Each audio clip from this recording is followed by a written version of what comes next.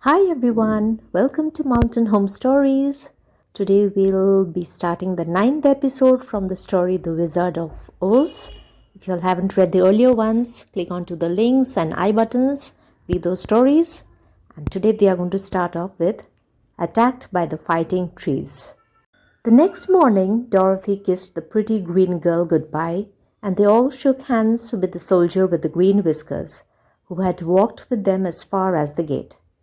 When the guardian of the gate saw them again, he wondered greatly that they could leave the beautiful city to get into new trouble.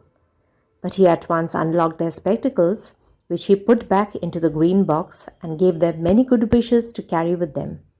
"You are now our ruler," he said to the scarecrow, "so you must come back to us as soon as possible." "I certainly shall if I am able," the scarecrow replied, "but I must help Dorothy to get home first."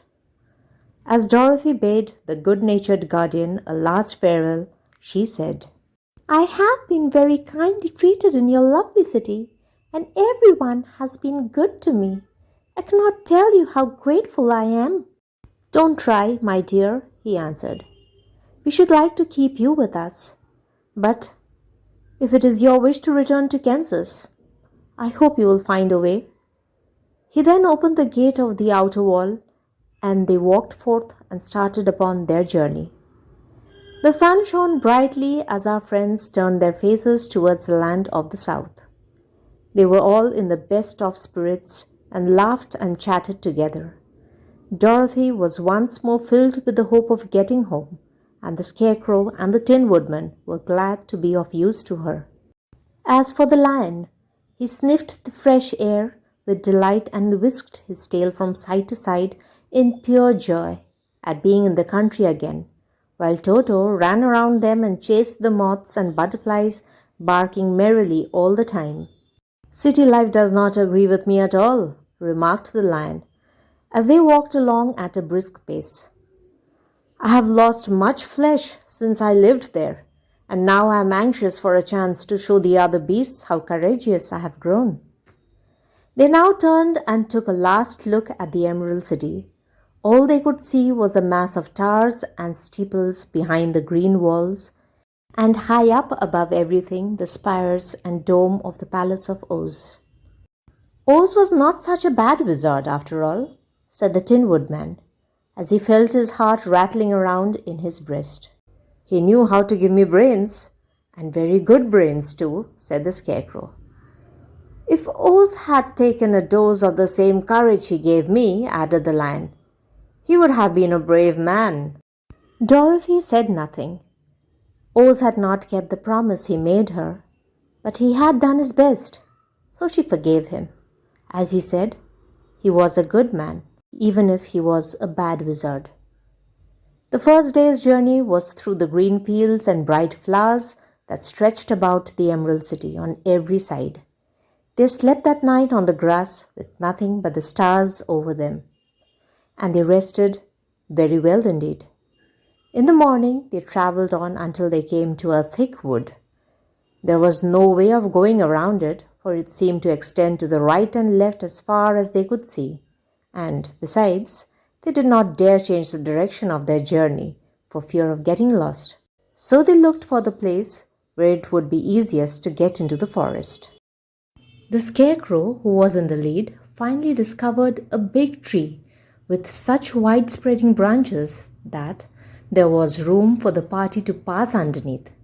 So he walked forward to the tree, but just as he came under the first branches, they bent down and twined around him, and the next minute he was raised from the ground and flung headlong among his fellow travelers.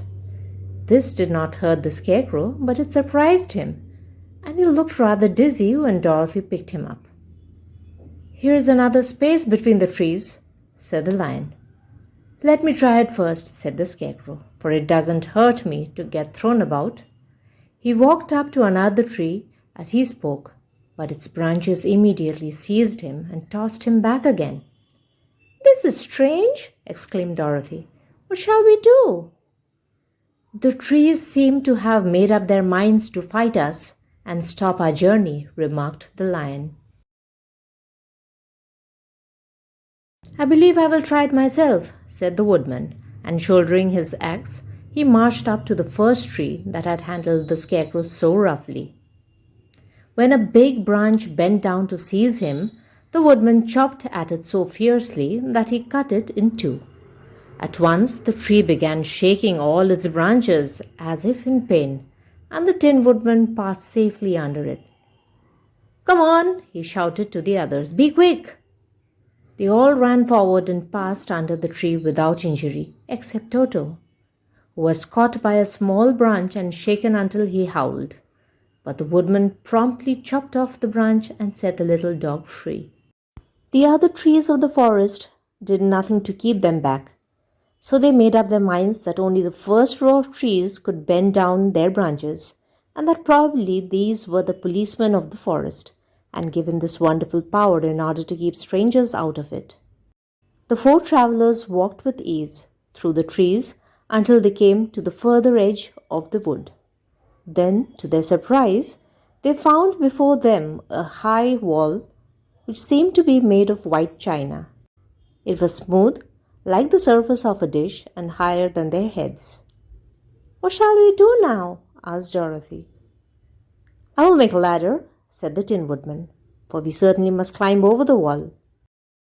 The dainty China country. While the woodman was making a ladder from wood which he found in the forest, Dorothy lay down and slept, for she was tired by the long walk. The lion also curled himself up to sleep, and Toto lay beside him. The scarecrow watched the woodman while he worked and said to him, "I cannot think why this wall is here, nor what it is made of." "Rest your brains and do not worry about the wall," replied the woodman.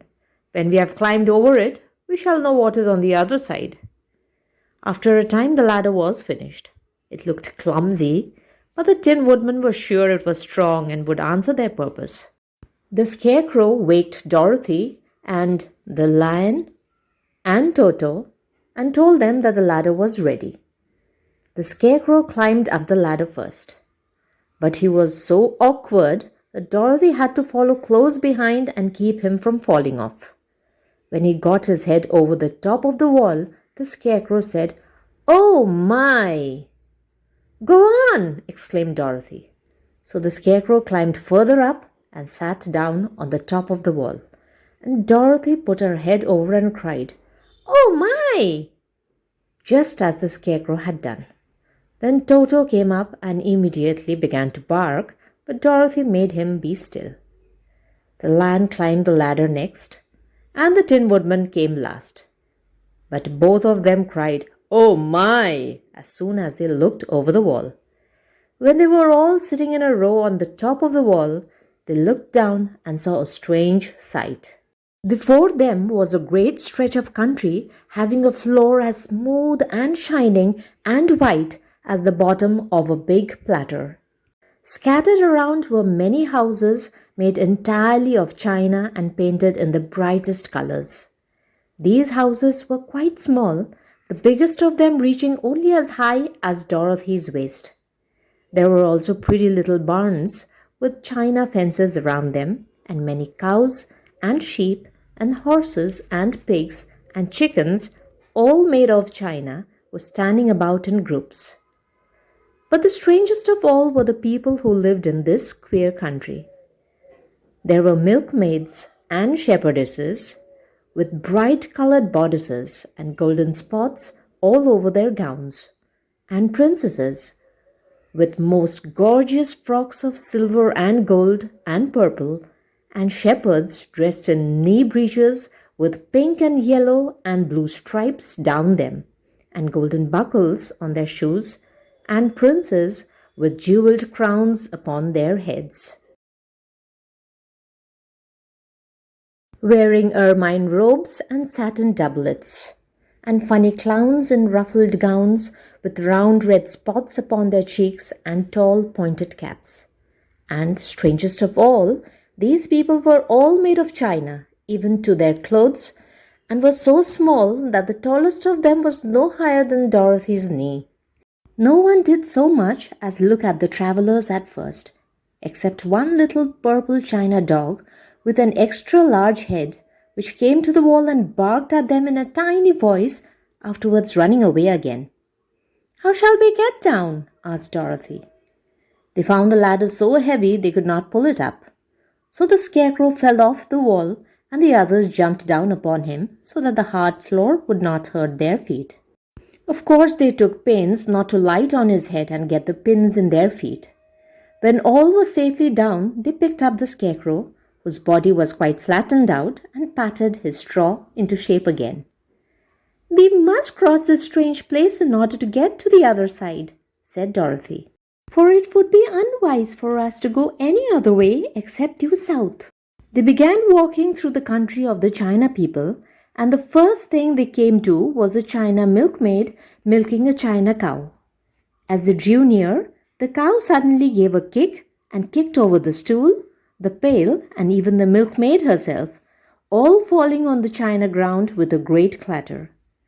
Dorothy was shocked to see that the cow had broken her leg short off, and that the pail was lying in several small pieces, while the poor milkmaid had a nick in her left elbow. "There!" cried the milkmaid angrily. "See what you have done! My cow has broken her leg, and I must take her to the mender's shop and have it glued on again. What do you mean by coming here and frightening my cow?" "I'm very sorry," returned Dorothy. "Please forgive us." But the pretty milkmaid was much too vexed to make any answer. She picked up the leg sulkily and led her cow away, the poor animal limping on 3 legs. As she left them, the milkmaid cast many reproachful glances over her shoulder at the clumsy strangers, holding her nicked elbow close to her side. Dorothy was quite grieved at this mishap. "We must be very careful here," said the kind-hearted woodman, "or we may hurt these pretty little people so they will never get over it." A little farther on, Dorothy met a most beautiful dressed young princess who stopped short as she saw the strangers and started to run away. Dorothy wanted to see more of the princess, so she ran after her, but the China girl cried out, "Don't chase me! Don't chase me!" She had such a frightened little voice that Dorothy stopped and said, "Why not?" "Because," answered the princess, also stopping a safe distance away, "if I run, I may fall down and break myself." "But couldn't you be mended?" asked the girl. "Oh, yes, but one is never so pretty after being mended, you know," replied the princess. "I suppose not," said Dorothy. "Now, there is Mr. Joker, one of our clowns," continued the China lady, "who is always trying to stand upon his head. He has broken himself so often that he is mended in 100 places and doesn't look at all pretty. Here he comes now, so you can see for yourself." Indeed, a jolly little clown now came walking towards them, and Dorothy could see that in spite of his pretty clothes of red and yellow and green, he was completely covered with cracks, running every which way and showing plainly that he had been mended in many places. The clown put his hands in his pockets, and after puffing out his cheeks and nodding his head at them, saucily he said, "My lady fair, why do you stare at poor old Mr. Joker? You're quite as stiff and prim as if you had eaten up a poker." "Be quiet, sir," said the princess. "Can't you see these are strangers and should be treated with respect?" "Well, that's the respect I expect," declared the clown, and immediately stood upon his head. "Don't mind Mr. Joker," said the princess to Dorothy. "He is considerably cracked in his head, and that makes him foolish." "Oh, I don't mind him a bit," said Dorothy. "But you are so beautiful," she continued. "I'm sure I could love you dearly. Won't you let me carry you back to Kansas and stand you on Aunt Em's mantelshelf? I would carry you in my basket." "That would make me very unhappy," answered the China princess.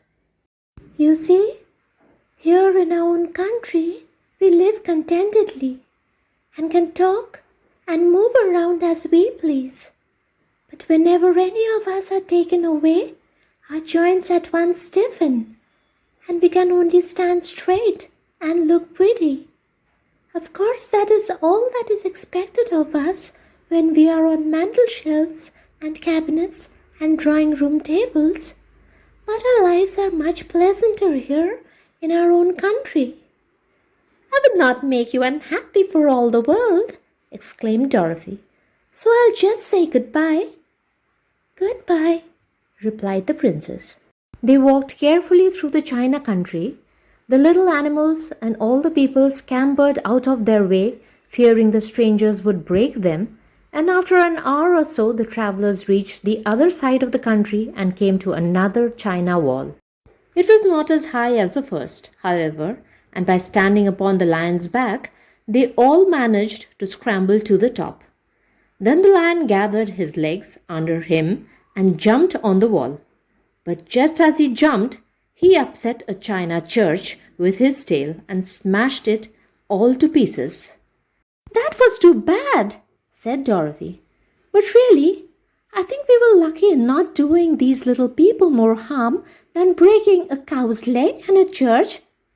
They are all so brittle. They are indeed, said the Scarecrow, and I am thankful I am made of straw and cannot be easily damaged. There are worse things in the world than being a scarecrow. The lion becomes the king of the beasts. After climbing down from the China wall, the travelers found themselves in a disagreeable country full of bogs and marshes and covered with tall, rank grass. It was difficult to walk far without falling into muddy holes, for the grass was so thick that it hid them from sight. However, by carefully picking their way, they got safely along until they reached solid ground. But here the country seemed wilder than ever, and after a long and tiresome walk through the underbrush, they entered another forest where the trees were bigger and older than any they had ever seen. This forest is perfectly delightful, declared the lion, looking around him with joy. Never have I seen a more beautiful place. It seems gloomy, said the Scarecrow. Not a bit of it, answered the lion. I should like to live here all my life. See how soft the dried leaves are under your feet, and how rich and green the moss is that clings to these old trees. Surely, no wild beast could wish a pleasanter home. Perhaps there are wild beasts in the forest now, said Dorothy. I suppose there are, returned the lion, but I do not see any of them about. They walked through the forest until it became too dark to go any farther. Dorothy and Toto and the lion lay down to sleep, while the woodman and Scarecrow kept watch over them as usual. When morning came, they started again. Before they had gone far, they heard a low rumble, as of the growling of many wild animals. Toto whimpered a little, but none of the others was frightened, and they kept along the well-trodden path until they came to an opening in the wood, in which were gathered hundreds of beasts of every variety. There were tigers and elephants, and bears and wolves, and foxes, and all the others in the natural history. And for a moment, Dorothy was afraid. But the lion explained that the animals were holding a meeting, and he judged by their snarling and growling that they were in great trouble. As he spoke, several of the beasts caught sight of him, and at once the great assemblage hushed as if by magic. The biggest of the tigers came up to the lion and bowed, saying, Welcome, O King of Beasts! You have come in good time to fight our enemy and bring peace to all the animals of the forest once more. What is your trouble? Asked the lion quietly. We are all threatened, answered the tiger, by a fierce enemy which has lately come into this forest.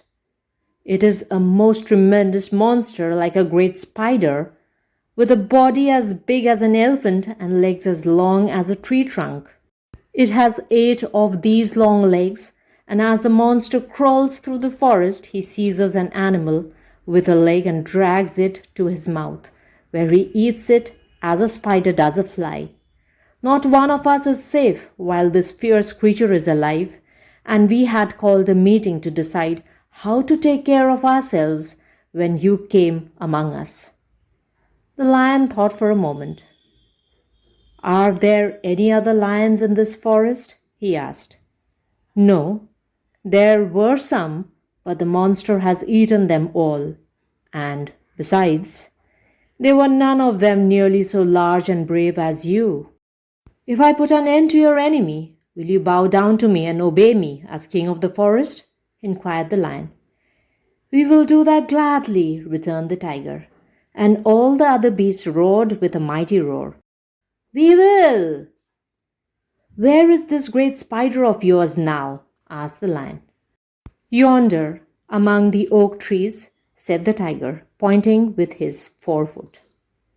"Take good care of these friends of mine," said the lion, "and I will go at once to fight the monster." He bade his comrades goodbye and marched proudly away to do battle with the enemy. The great spider was lying asleep when the lion found him, and it looked so ugly that its foe turned up his nose in disgust. Its legs were quite as long as the tiger had said, and its body covered with coarse black hair. It had a great mouth, with a row of sharp teeth, a foot long, but its head was joined to the pudgy body by a neck as slender as a wasp's waist. This gave the lion a hint of the best way to attack the creature, and as he knew it was easier to fight it asleep than awake, he gave a great spring and landed directly upon the monster's back. Then, with one blow of his heavy paw, all armed with sharp claws, he knocked the spider's head from its body. Jumping down, he watched it until the long legs stopped wiggling, when he knew it was quite dead. The lion went back to the opening where the beasts of the forest were waiting for him and said proudly, "You need fear your enemy no longer." Then the beasts bowed down to the lion as their king, and he promised to come back and rule over them as soon as Dorothy was safe on her way to Kansas. We'll continue with the next part of the story in another video, and that is going to be the final episode of The Wizard of Oz. I'm sure y'all are wanting to know what is going to be the ending like. Hope you enjoyed reading this story with me. Leave me a comment and let me know about it. Please do like and share, and of course subscribe to my channel if you're new to it, and hit on the notification bell for my next videos that I'm going to upload. And thank you so much for dropping by. Come back to hear me again. Till then, take care and bye-bye.